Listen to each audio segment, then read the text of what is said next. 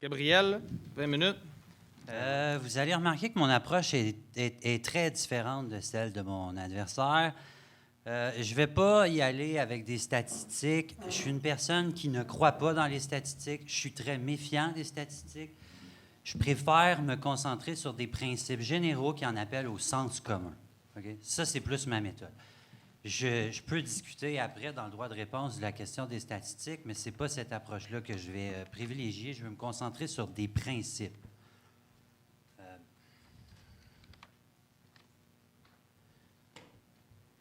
La question, est-ce qu'il faut augmenter ou diminuer l'impôt des riches? Moi, je ne suis pas favorable à l'impôt des riches. Ça peut avoir l'air étrange, dit comme ça, il faut que je m'explique. La question d'imposer les riches, ça suggère en quelque part que la richesse ou le fait de s'enrichir en tant que tel est un mal ou est un problème qu'il faudrait limiter. Comme s'il y avait quelque chose de mal dans le fait de s'enrichir puis que l'impôt viendrait limiter ça. Mais en tant que tel, ça, je pense que ça cible le mauvais problème dans la société. Parce que le problème, ce n'est pas le fait de s'enrichir, mais c'est le fait de s'enrichir en utilisant la force.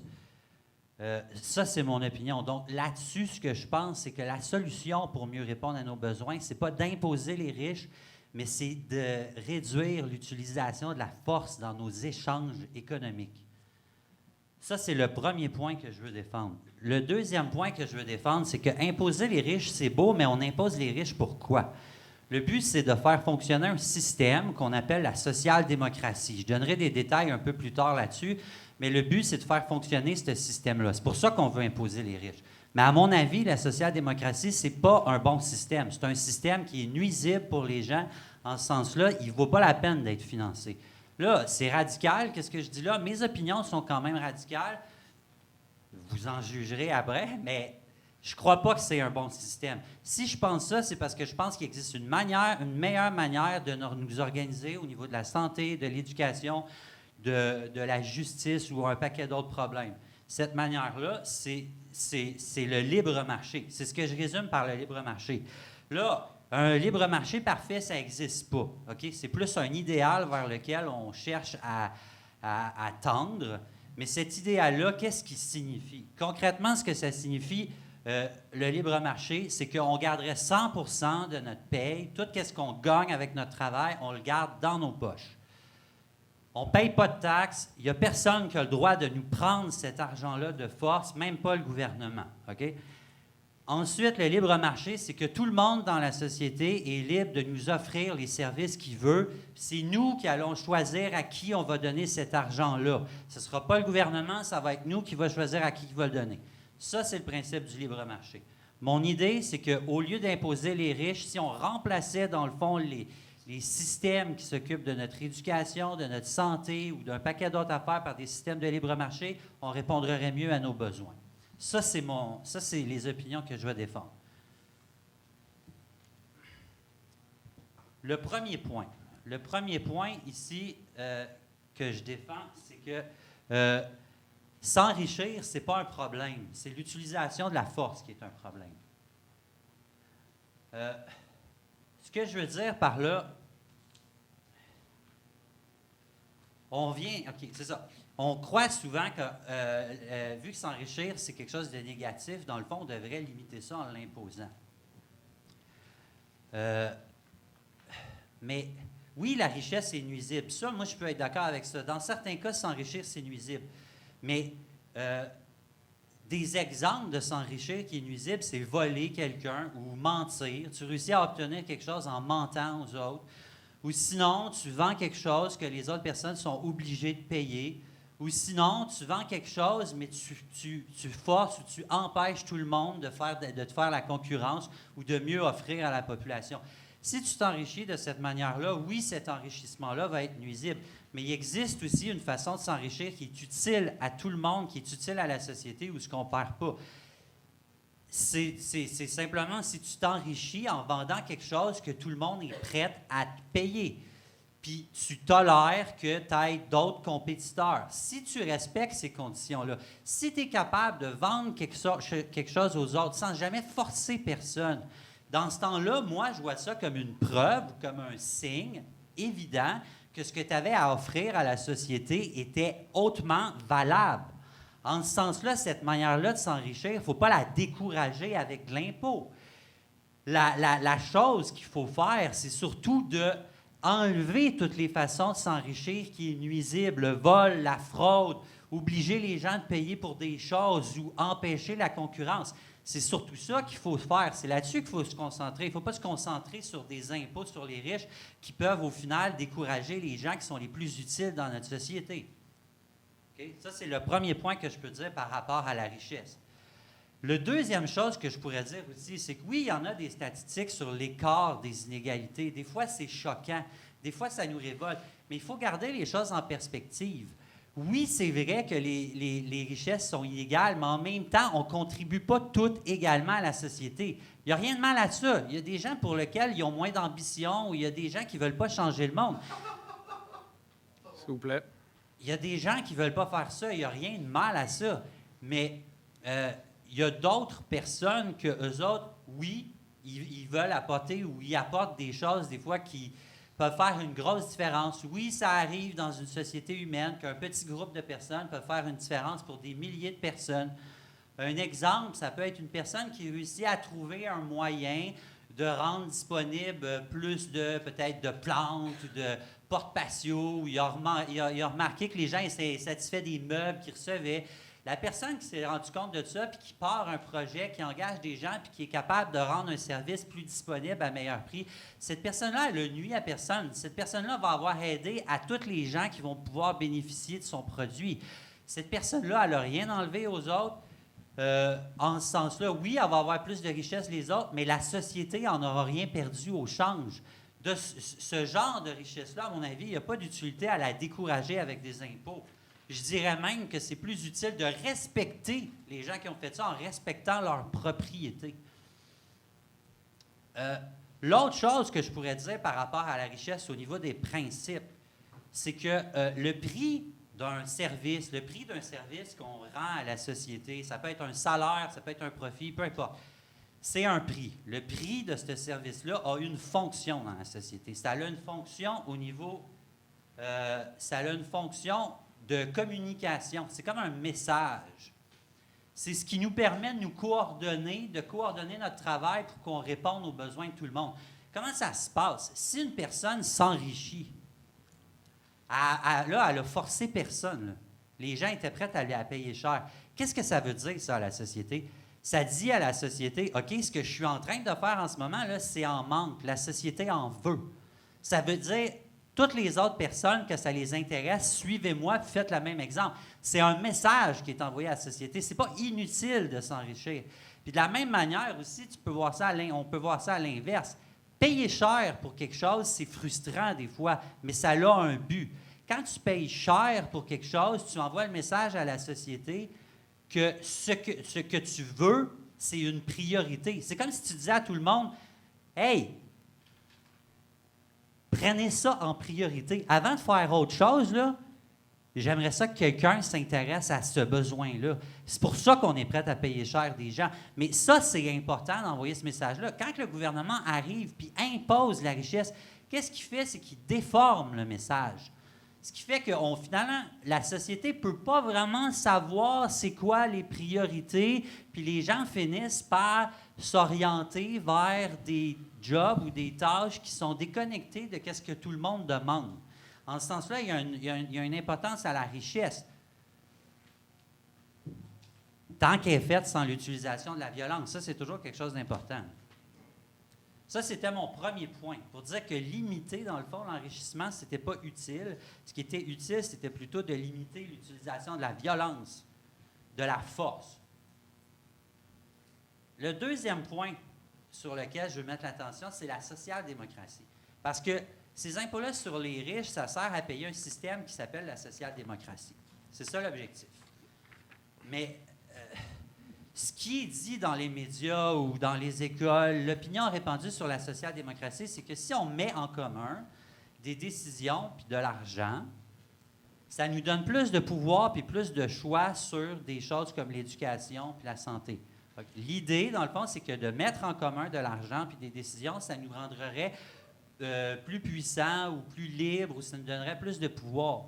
Mais selon moi, ça en est un mythe. Si on parle de mythe et de réalité, l'idée que de mettre en commun de l'argent puis des décisions, ça nous donne du pouvoir, c'est un mythe. En réalité, qu'est-ce qui se passe?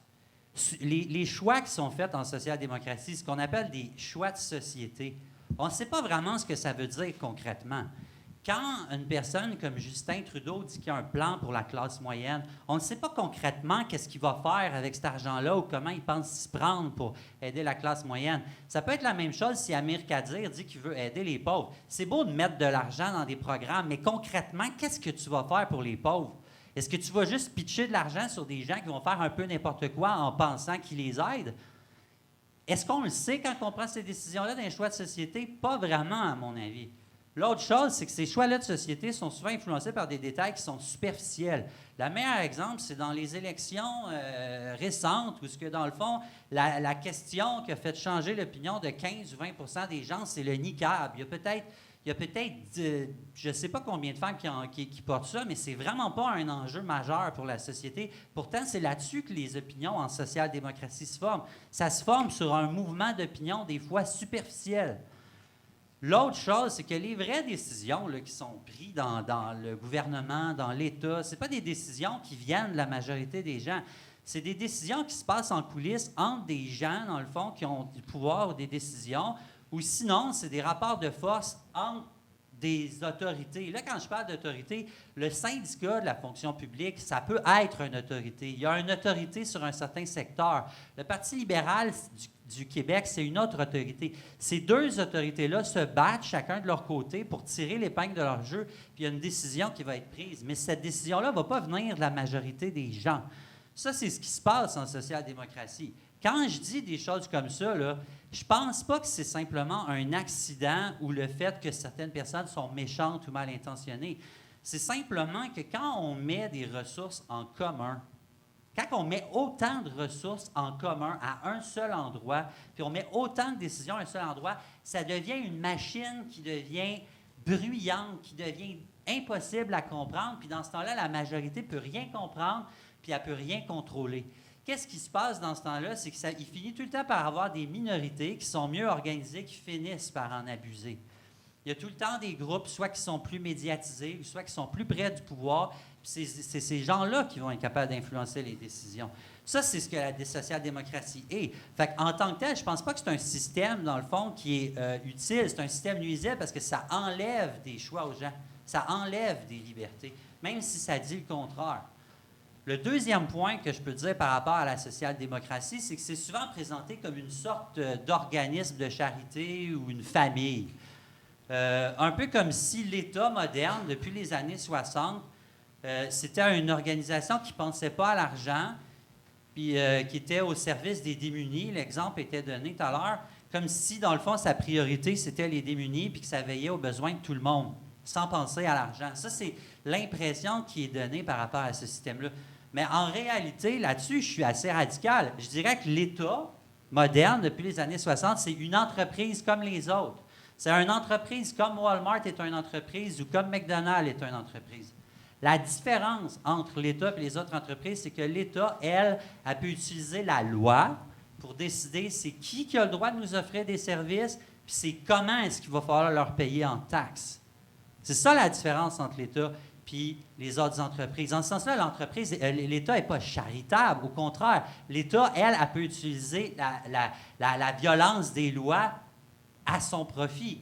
Là, l'autre chose que je peux dire par rapport à ça, puis ça, c'est pas un jugement par rapport à des personnes en particulier, mais ceux qui font fonctionner le système, ceux qui font fonctionner l'État, ces gens-là, c'est des êtres humains comme les autres.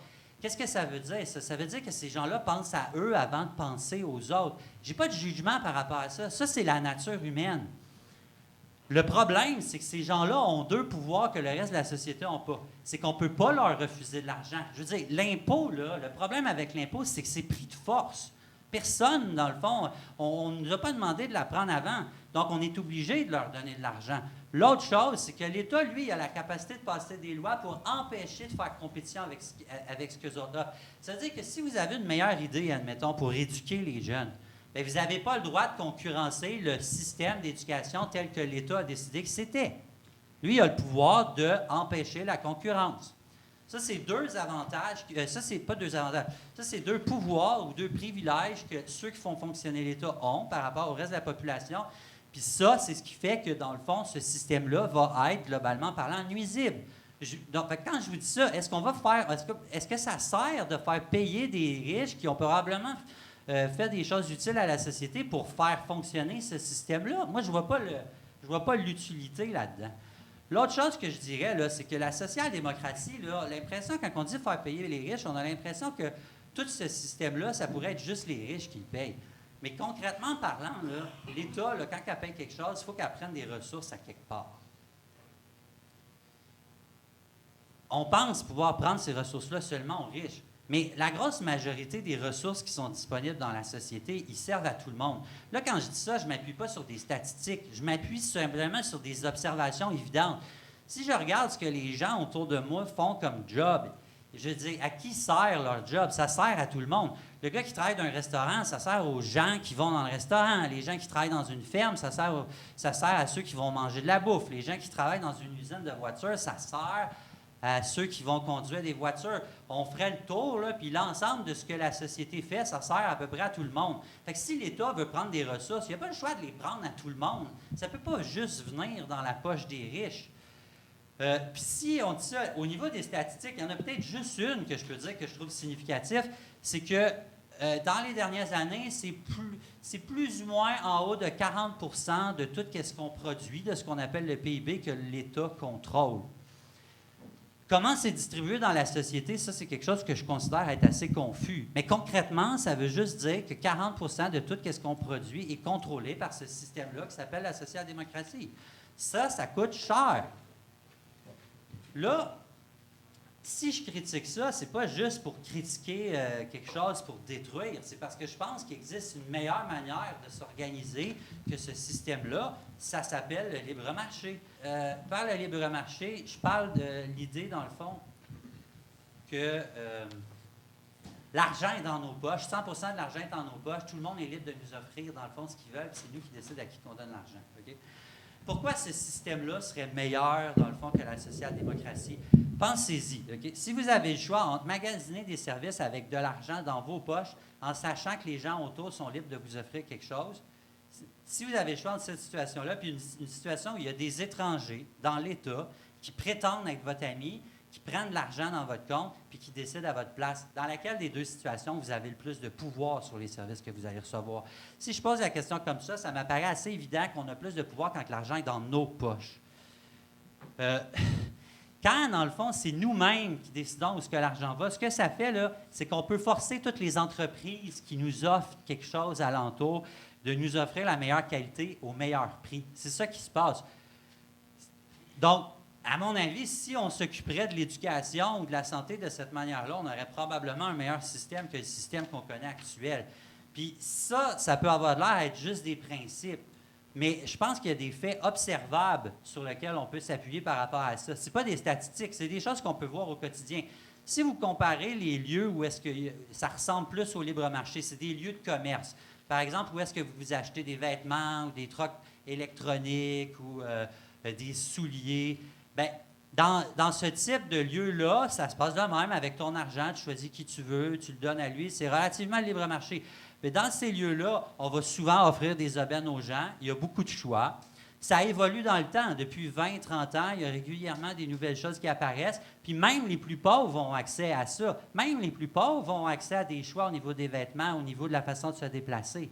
Si on compare avec les lieux qui sont administrés par l'État, par la social-démocratie, bien, c'est des lieux qui sont frustrants. Je veux dire, c'est des congestions routières. Des fois, c'est une éducation qui est plus longue que qu'est-ce qu'on voudrait. On ne comprend pas pourquoi, ou sinon, c'est des listes d'attente dans les hôpitaux. Ces frustrations-là ne se réduisent pas tant que ça à travers le temps. Depuis les années 60, ça n'a pas vraiment changé. Puis sinon, le coût que ça nous coûte est tout le temps en train d'augmenter. Cette histoire-là autour de l'austérité, là, c'est des gens qui travaillent pour le gouvernement qui veulent encore plus d'argent, mais ils n'en ont jamais assez. Fait que de ce point de vue-là, ça fait plus montrer, dans le fond, que ce système-là ne fonctionne pas. Donc, à mon avis, la solution, ce n'est pas d'imposer les riches. C'est tout simplement de prendre les services que l'État administre, puis c'est de nous laisser les acheter sur un libre marché, puis c'est tout. Puis là, c'est sûr que c'est radical. Peut-être que je ne ferais pas ça tout d'un coup, que ça peut se faire progressif. Mais mon idée, c'est que c'est dans cette direction-là que la société devrait s'en aller, et non pas dans une société vers laquelle on imposerait encore plus les riches. Donc ça résume en gros mon argumentation. Merci.